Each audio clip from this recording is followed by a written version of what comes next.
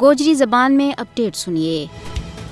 بھارت کے زیر تسلط جموں کشمیر کا عوام گزشتہ 75 سالوں تو بھارت کی بدترین غلامی ماں زندگی کا شب و روز گزاریا ہے۔ یو قضیو اقوام متحدہ کا ایجنڈا ور سب تو پرانو قضیو ہے۔ جنوبی ایشیا میں یو واحد خطہ ہے جت کا لوکانا آئی توڑی اپنا سیاسی مستقبل کا تعین کو موقع فراہم نہیں کیے گئے۔ اقوام متحدہ نے اپنا چارٹر کا تسلیم شدہ اصولوں، بین الاقوامی معاہدوں اور سلامتی کونسل کی قراردادوں کی بنیاد پر رائے شماری کے ذریعے قضیہ کشمیر نہ حل کرانا چاہیے۔ کشمیر پر اقوام متحدہ کی قرارداد گواہ ہیں کہ یہ عالمی سطح پر ایک تسلیم شدہ بین الاقوامی تنازع ہے۔ کشمیر میں تعینات اقوام متحدہ کا فوجی مبصرین اس گل کو بین ثبوت ہیں کہ یہ تنازع سلامتی کونسل کا زیر غور ہے۔ کشمیر پر UNSC کا اجلاس نے ثابت کر چھوڑے ہوا ہے کہ یہ عالمی سطح پر تسلیم شدہ تنازع ہے۔ یہ کشمیری عوام کی بے مثل و مثال قربانی ہے جنہوں نے عالمی سطح پر اس تنازع نہ اجاگر کی ہوا ہے۔ سب تو اہم گل یہ ہے کہ پاکستان نے بھی علاقائی اور بین الاقوامی سطح پر قضیہ کشمیر نہ اجاگر کرنا مجھ اہم اور کلیدی کردار ادا کی ہوا ہے۔ مودی حکومت کا 5 اگست 2019 کا غیر قانونی اقدامات جموں کشمیر کی بین الاقوامی سطح پر تسلیم شدہ حیثیت نہ کسی بھی صورت میں تبدیل نہیں کر سکتا۔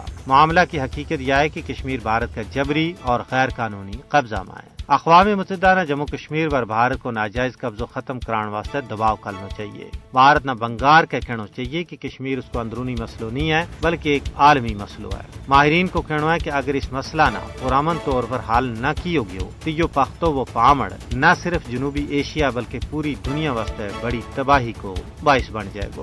دنیا کشمیریوں کی آزادی کی کوک نہ نظر انداز کر کے آ کے خود ارادیت کی تبلیغ نہیں کر سکتی۔